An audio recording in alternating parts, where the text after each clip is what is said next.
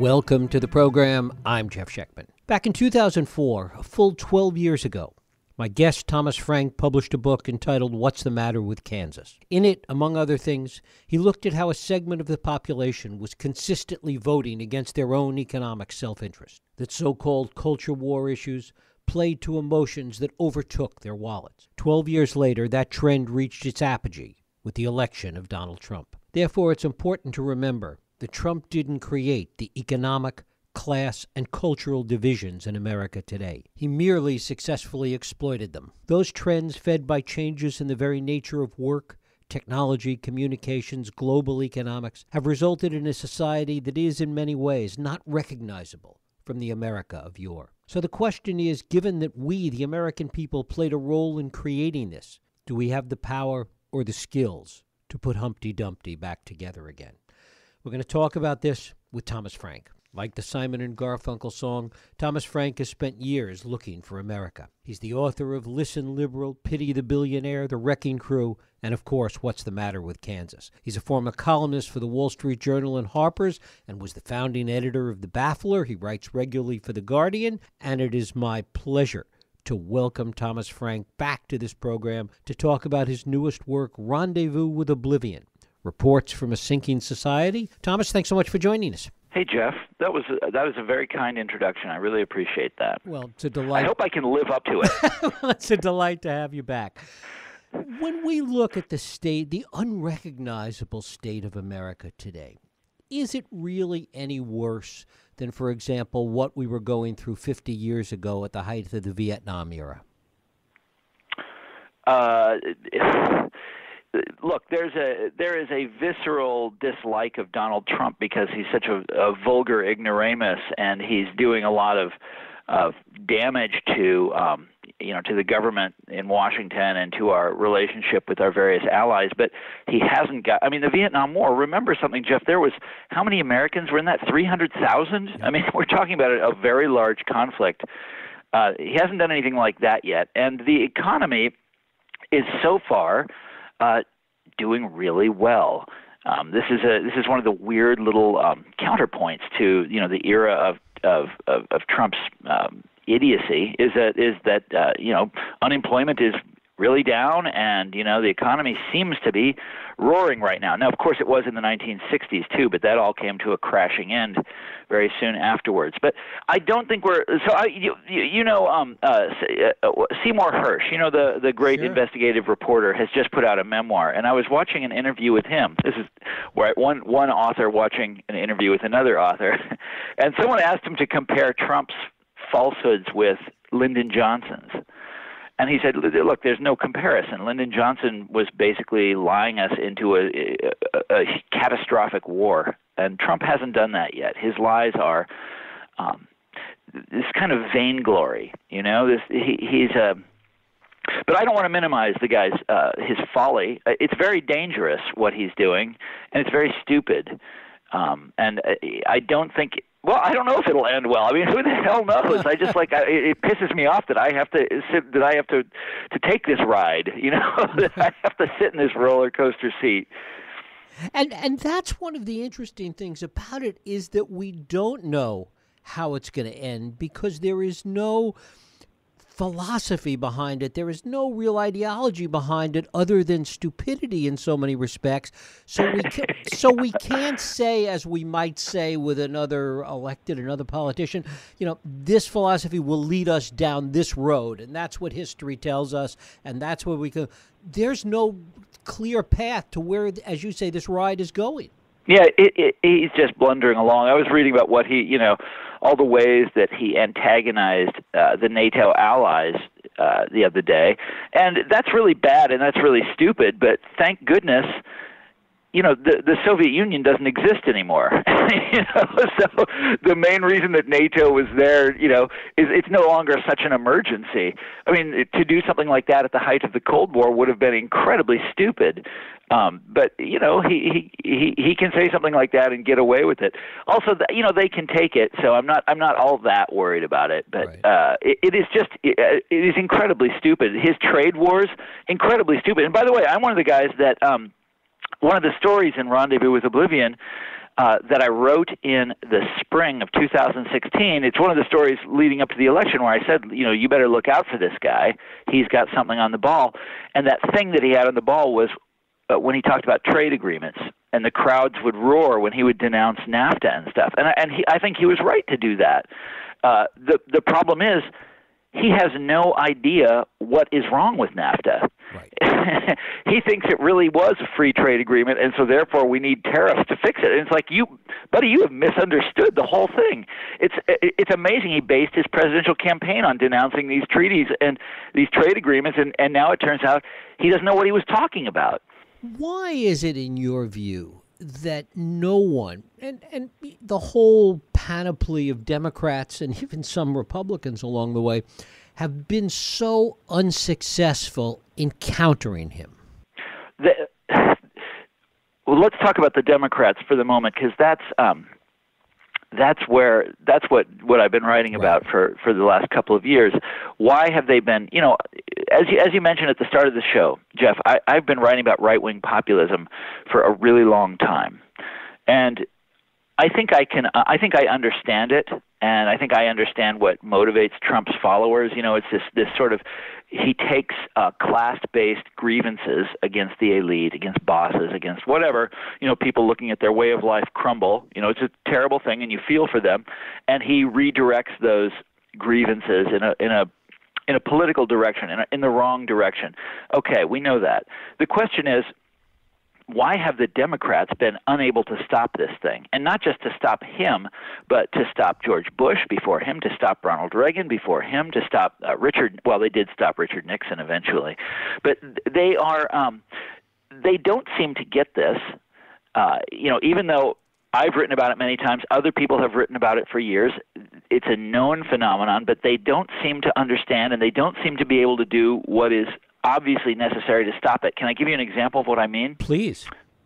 So when I wrote What's the Matter with Kansas, for a while the Democrats were really interested in that book, and they wanted me to tell them about the message and all that, and I was happy to do that. And then about 2 years later, they all decided that in fact there was no problem, that white working class people were not leaving the Democratic Party, and specifically in the northern states. And this became the sort of accepted conventional wisdom. Like Paul Krugman wrote about it 3 or 4 times in his column in the New York Times, using my name, by the way, as the guy who was wrong about right-wing populism. And then they were saying that, by the way, right up until Trump got elected. They didn't have anything to worry about. And then after Trump wins, now I live in Washington, and so I'm sort of immersed in the conventional wisdom of the Democrats. Now their line is, well, there's nothing we can do. This is irreversible. These people are lost to us forever. There's no way we can win these people back, and we shouldn't even try. So they've gone from saying it isn't happening to saying there's absolutely nothing we can do about it. And it boggles the mind, because they never stopped at the halfway point to say this is happening and let's do something to prevent it, They never said that. They just skipped over that. And you ask yourself why? What do these two positions that they've adopted have in common? They both require the Democrats to do nothing differently. Nothing differently. They don't have to change what they stand for. They don't have to change who they associate with. They can still hang around with the guys from Wall Street. They can still be the party of Silicon Valley. They can still be, friends with Big Pharma and that sort of thing. There's no problem at all. They just have to find a better, candidate next time. Maybe they'll run a celebrity next time. They'll run somebody who can get out the base better, something like that. But under no circumstances will they acknowledge any kind of finding or criticism or social science or anything that requires them to do something differently. Part of it, though, is that in many ways it's difficult for them to understand and maybe even irreconcilable for the professional managerial class that is really the Democratic Party to understand this point. Yeah. Oh, yeah. That is, yes, and I'm sorry. That's how I should have answered the question. You put it very succinctly there. That is exactly right. I mean, the Democrats are a class party, and that class is the sort of white-collar, affluent, people with advanced degrees. That's really who the Democratic Party represents, And those people, big shocker here, they really are not interested in the grievances of working class people. They really don't care about those grievances. They don't, they might feel bad that America, that middle class America is crumbling out in the Midwest or something, but they aren't going to. They don't really care about it. It doesn't touch them personally, and they like their lives. They like being white-collar, affluent people with advanced degrees. They like that. They like that they're doing very, very, very well in this economy, and they did very, very well. They've been doing well for a long time, and they're doing extremely well, and they don't want that to change. It's not just that they can't understand working class people; they don't want to. That would be costly. It would be, it would go against everything that has worked so well for them. What I'm saying is that these are winners in inequality. It's not just the Republicans. It's not just the Koch brothers and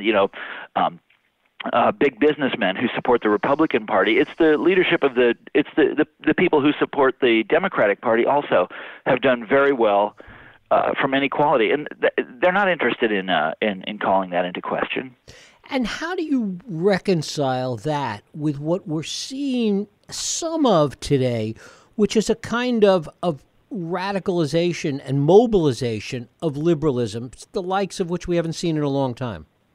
Well, that's a very a healthy and a happy sign. And I went to the Women's March the day after Trump's. By the way, I went to Trump's inauguration too. I went to that, and then I went to the Women's March the next day, which had, an enormous, such a vast number of people. It felt claustrophobic down on the mall in downtown Washington. I am very excited about that, about the fact that there are so many people out in the streets, so many people angry. There is a wave of, liberal passion that is sweeping over the country. Now, whether that can be translated into, votes and used to take over one of the houses of Congress, which is really what has to happen this fall for things to go forward. That I don't know. I mean, the Democratic Party sees the same thing that you and I do. They see this wave of anger and frustration and people in the street, and I hate to say this, but they act very complacent about it. They're like, good, so we're going to win, awesome. So we don't have to do anything. It's just that wave is going to buoy us up because they have this monopoly position right now as the people who are going to protect us from Trump and the Republicans. They don't have to do anything. There is a complacency with these guys that is just absolutely frustrating. And you look at the kind of people that the Democratic hierarchy has chosen as their, the hierarchy chooses its candidates, not the other way around, and the people that they've chosen to run in these various districts are just, they don't make you enthusiastic, let me put it that way. They don't make you optimistic about the future. I mean, I guess the overriding question is, can the party of Hillary Clinton be merged with the party of Alexandria Ocasio-Cortez? Or Bernie Sanders. Right. Look, there's an incredible resistance to that. Just look at the last election, and where there's this extreme hostility among, between the Hillary and the Bernie camps to this day, which I just think is the strangest thing in the world, And the Hillary people blame Sanders for costing her the election, which I think is a stretch. And they refused to put Sanders on the ballot, by the way, which probably would have changed the results had they made him the VP candidate. And they are right now in Washington dreaming up ways to keep him from running again, which is really strange because, I mean, look at this guy. He's very popular. Even if you don't want him as an individual representing you, you're going to have to find a candidate that talks like him and that says a lot of the things that he says. But so far, they are dead set. They're determined to not let that happen, which is really weird. The Democratic Party has always had factions in it. Nothing strange about that. Right. And they're going to have to come to some kind of accommodation with the left wing of the party. They just are. To keep shunning them and to keep refusing to give them anything when they're, that's clearly where the momentum is. That it just strikes me as strange. I mean, you're supposed to want to win. That's what a political party is about. You want to take power and hold power and govern, and they don't seem to be all that concerned about that. By the way, this is a part of a larger theory of mine that we could talk about for a really long time unless you tell me to shut up. So I'll just shut up right now. No, go ahead. Tell me your theory on this. So, like I said, political parties exist to win power, to take power, hold power, to govern, right? The Democratic Party these days doesn't seem to be acting like that. Like that's not, and for a long time, I should say. I mean, you look at the complacency. Do you remember during 2016, I think we talked then, complacency was the word I used to use to describe Hillary's campaign. It was just, they were absolutely certain that, they didn't really have to do anything. They didn't have to please anyone. They didn't have to deliver anything to anyone. They just had to be, and they would do all right. And that is kind of describes the Democratic Party generally. There is a complacency about these people where you start to question whether they're even interested in winning. I kind of don't think they are. The fact that they are right now in Washington talking about how they don't want to reach out to Trump voters.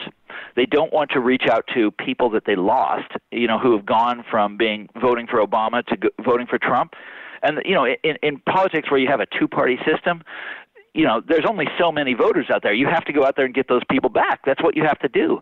They're not interested in that. And that just strikes me as profoundly strange. You've got to do something to get those people back. But if you listen if you listen deeper and you listen to the political consultants that reflect exactly what you're talking about, one of the things you hear is a focus on turnout and a focus on expanding their voters and who's going to turn out and the election riding on turnout.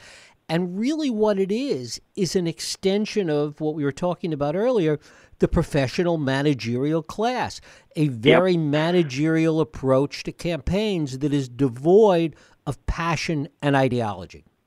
Yeah, that is exactly right. And you could, yes, and that should be like written on the Democratic Party's tombstone, devoid of passion and ideology. That is exactly right. And that is the perfect description of Hillary Clinton's campaign, by the way. You remember Listen Liberal, it came out 2 years ago. It was, the reason I wrote it was because you look at the Obama administration, which was filled with, some of the most brilliant academics in America.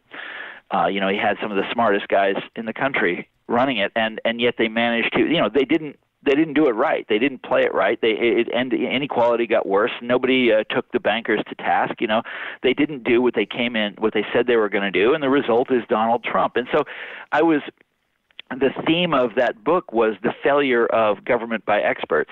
How does that happen? I asked that question because I was once a great believer in government by expert, and they really screwed it up. But then you look at the Hillary campaign, and it's an even more atrocious story along the same lines, where she had the greatest experts in America running her campaign. Her campaign was run by an algorithm. Did you know this? Right. They had, there's these, the books that were written about Hillary's campaign, and the journalism that was written about it before she lost was all about the, incredible computer geniuses, like Eric Schmidt from Google was on her side. All of these geniuses running her campaign. They could not possibly fail, and fail they did. And it's another example of the exact same thing. But now this is a philosophy and a way of looking at the world that they cannot divorce themselves from. This technocratic way of looking at things. They cannot. And I think you're exactly right that before anything else happens, they really have to take a long, hard look at that ideology. And it is a class-based ideology. It reflects who they are. The people, the white-collar people with advanced degrees, of course they think like this. Of course this is what they do. Of course they put Larry Summers in charge, of rescuing the economy. And of course they get these guys from Silicon Valley to run their presidential campaign. And it fails, and it fails, and it fails. When will they get the message, Jeff? I do not know. It's interesting. Soon, I hope. It's interesting to look at Trump as the mirror opposite of that. Lack of professionalism, lack of expertise, lack of experts. And it's all about his mouth off. Right. It's all about bluster and passion. Yes, exactly. He's the opposite of Obama in so many ways. And that's one of them, and that is exactly right. And it's like he chose people to run his administration who are the opposite of experts. These are people that are actively trying to wreck the agencies that he's put them in charge of. Yes, it is I mean, we live in an age of incredible ironies, and that's one of the more fragrant ones. And I guess really the question becomes, if nobody learns from any of this, particularly if Democrats don't learn from it, that the only thing that turns it, one, we see a realignment of the parties, and two, the only thing that changes is if the economy tanks or we're in a war somewhere. Yeah, let's hope those things don't happen. But you're right about So I have the last story in Rendezvous with Oblivion is about how Trump gets reelected. It's imagining this scenario, and I know that's very distasteful for your listeners to imagine something like that, but you have to think about it if you want to try to confront it. And the economy is running so hot right now that, I mean, if Trump were to just shut up and disappear from public view, I think he would have a really good chance of getting reelected in 2 years, if unemployment continues to go down the way it has been going. But that doesn't mean that I wish for another recession or something like that, which would deliver the White House to the Democrats, but it would be an awful thing. I mean, there's another irony in all of this is that Trump isn't really responsible for the roaring economy right now. The one person who really is Janet Yellen, if you ask me, who was the Fed chairman under Obama, and who refused to raise interest rates, as the economy heated up, which is the sort of the conventional wisdom, and she refused to do that. And now she's gone, and Trump is taking the credit for it. But I forgot where we started with this question. Well, let's move on, because one of the other aspects of all of this is the way it's written about, both every day and even those that are taking a little longer view, that the journalism and the books and most of the writing about it is from the point of view of this professional class, which makes it harder to dig into. Yes, always. That's always the way. This is it's funny because after the last election and after, Listen Liberal came out, I thought that the Democrats would have to do some kind of, they'd have to look in the mirror and do some kind of self-evaluation. And they have so far refused. Now, there are some Democratic politicians who have, the ones who are running for president next time around. But by and large, what you're describing, the sort of pundit class in this country, they have sort of come together in an ever tighter little circle around a really limited number of views. And there's this striking unanimity about their views. If you read the Washington Post op-ed page or you read the New York Times op-ed page, the range of opinion that is represented is incredibly narrow, and it is getting more narrow as the years go by, which is really interesting to me. More narrow as newspapers across the country die, and we're left with, by the way, Jeff, interesting fact here. The whole, and this is, by the way, this is part of the story in Rendezvous with Oblivion, is the professionalization of journalism, and then the death of journalism, the sort of deprofessionalization of it, and also in academia and in so many other places, and also the corruption of these professionals. But journalism is a place where, in this country of ours, which has 320 million people in it, we have only 2 newspapers that matter. Do you ever think about that? In a country of this size, everybody in media takes their lead from either the New York Times or the Washington Post. There's, of course, also the Wall Street Journal, but they aren't. They don't have the same kind of influence.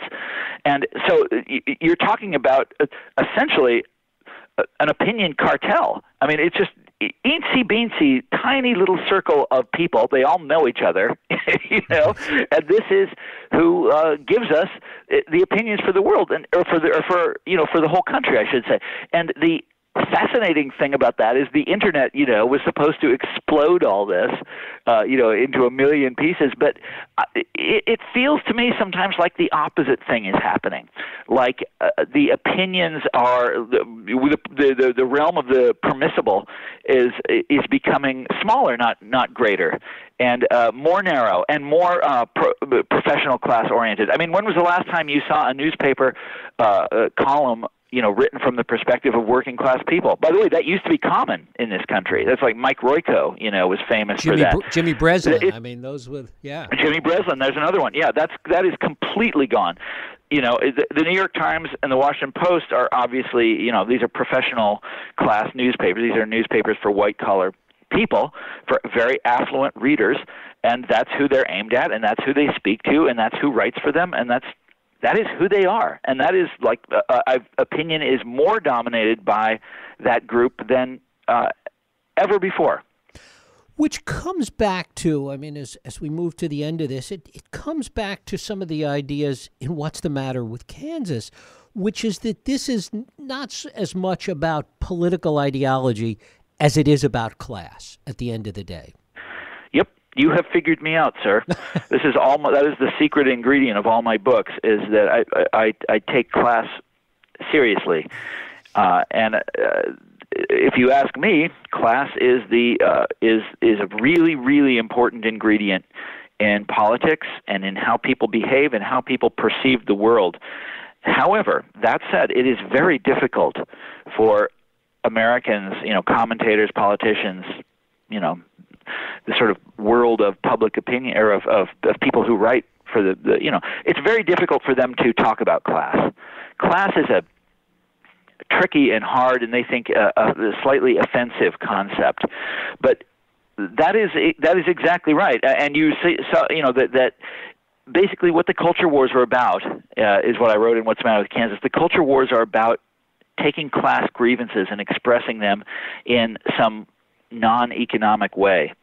And you can see class messages in every single one of the culture war fights that we've been having. And then you get Donald Trump, and it is right out in the open with this guy. I mean, at least he had the virtue in 2016 of being very forthright about this stuff.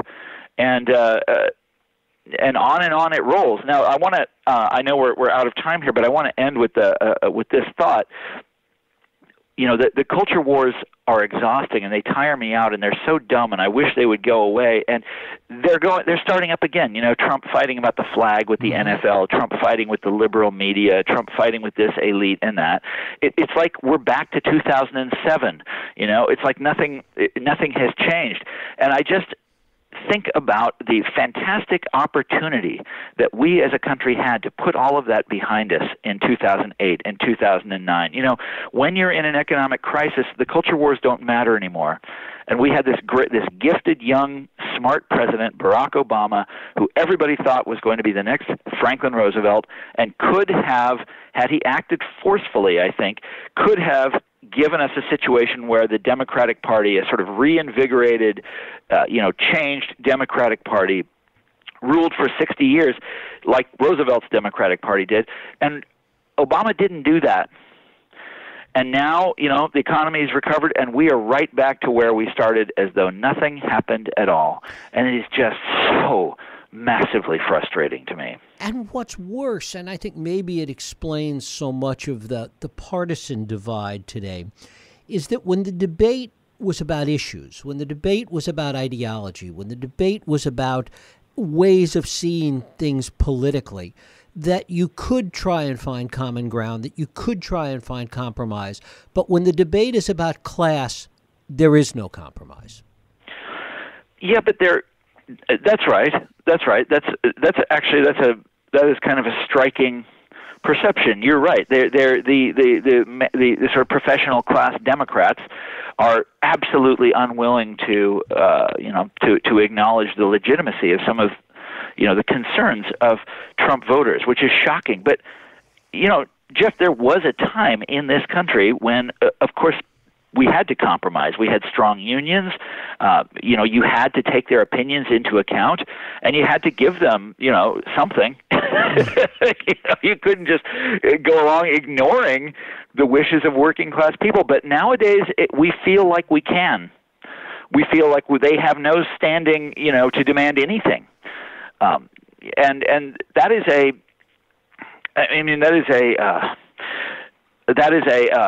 symptom of these upside down, these crazy political times that we're living through.